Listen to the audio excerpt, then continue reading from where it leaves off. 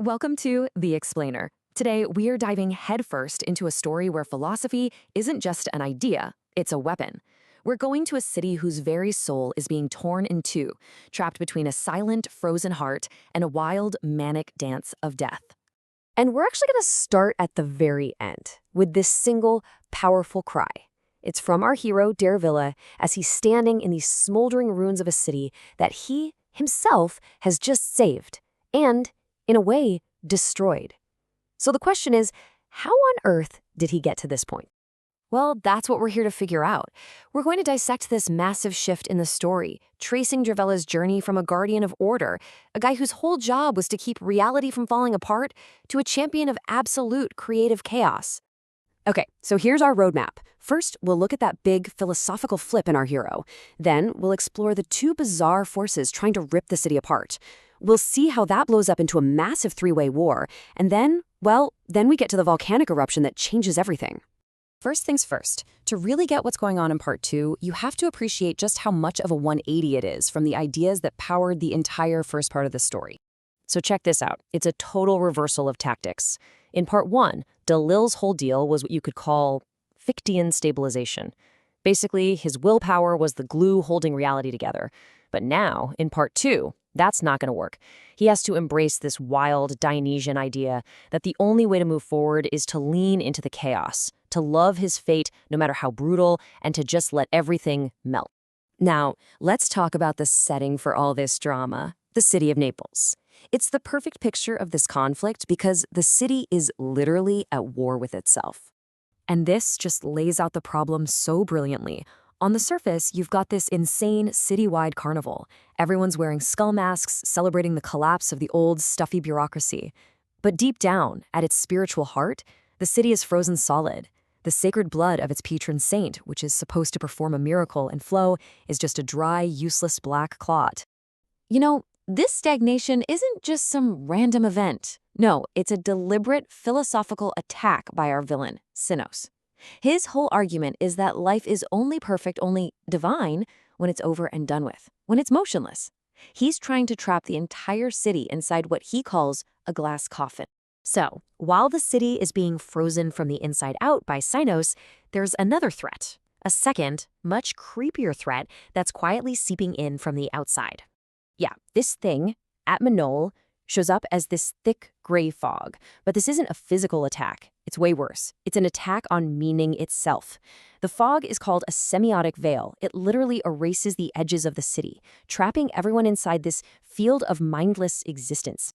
Because that's what Atman-Null feeds on. Not people, not life, but telos. The entity literally eats purpose. It consumes the reason why anyone or anything does, well, anything. And the result is absolutely terrifying. You see these carnival dancers, these symbols of life and chaos, and as the mist touches them, they just stop. They experience this thing called the violent relief of apathy. They actually prefer the cold, dead safety of that glass coffin to the hard work of the dance. So just when you think the city is trapped between these two awful choices, motion or stillness, the whole thing explodes. A new faction arrives, Votan's court, and suddenly it's a three-way war. And this table just makes Wille's impossible situation perfectly clear. He's caught in a cosmic vice. You have the Stop faction, trying to freeze the city into a tomb. Then you have the Burn faction, who just want to light a match and watch it all explode. And then there's Wille, right in the middle, desperately trying to find a third way, a synthesis that can save the city without utterly destroying it. So to break this impossible stalemate, Wille turns to a completely radical, unbelievably dangerous solution. And it's located right in the heart of the volcano looming over the city, Mount Vesuvius. But to even attempt this, he has to completely change who he is. I mean, he has to let go of that old, rigid, Fichtean grip on the world and become someone new, the Red Architect, an agent whose job it is to help reality melt. At the same time, his ally, Donar, gets ready to strike the volcano, not to break it, but to light a kind of metaphysical fire. This is it, the point of no return. With a single simple movement, drawing a line in the volcanic ash, Wille gives the signal. This is no longer defense.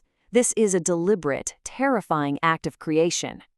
And the eruption that follows, it isn't physical, it's philosophical. The volcano unleashes its raw, focused blast of pure will, a wave of violet energy that just floods the entire city. And for one glorious, spectacular moment, it works. The sheer heat of the idea melts that clotted blood. The glass coffin shatters into a million pieces. The fog of purposelessness is burned away. Apathy itself is annihilated. It is a complete and total victory. For about 5 seconds.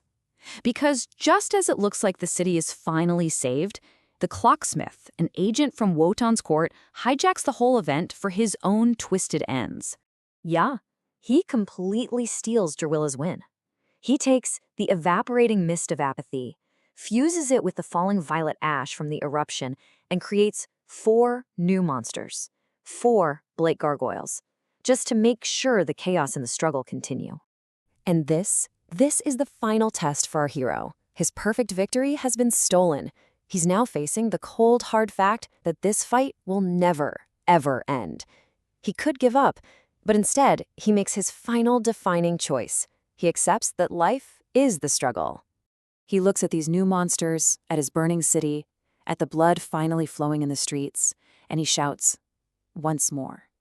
He chooses to live it all over again, proving that life, with all its pain and beauty, has to flow and has to suffer, because the alternative is to just clot and sleep. And that's what it leaves us with. It's the core question of the entire story, really. If you knew your life was going to be an endless, painful struggle, what does it mean to look that fate in the eye and shout, "Bring it on, let's do it again"? Is that the ultimate act of defiance, or is it the deepest kind of despair? What does it really mean to love your fate?